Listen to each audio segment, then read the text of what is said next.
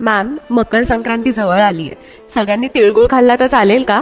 तिळगुळ खाऊ शकतो, पण त्याआधी थोडासा कॉन्टेक्स्ट समजून घेऊया. तिळगुळ आपण हिवाळ्यात का खातो? दोन मुख्य कारण आहेत. मकर संक्रांती हा शेतीचा सण आहे.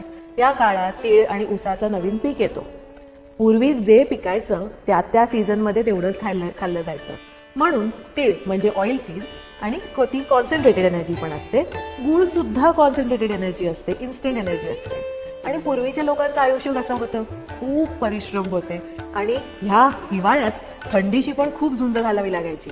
आणि म्हणून तिळगुळ हे कॉम्बिनेशन एक प्रॅक्टिकल उपाय होता.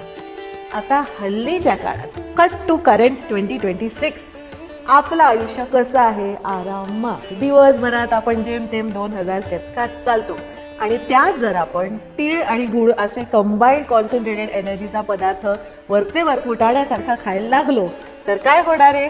जानेवारीचं रेझोल्युशन तर विसरूनच द्या. फेब्रुवारी येईस तर आपलं अजून 2-3 किलो वजन वाढणार आहे. जे मला खात्री आहे तुम्हाला कोणालाच आता असं वजन वाढायला नकोय, हो ना? मग आता तिळगुळ कसा खायचा? छोटासा लाडू असतो, दिवसातनं एक खाल्ला तरी चालेल.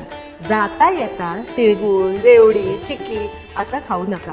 आणि काय थंडीचं आपल्याला जास्त खावंच लागतं असंही काही प्रकार नाही, बरं का?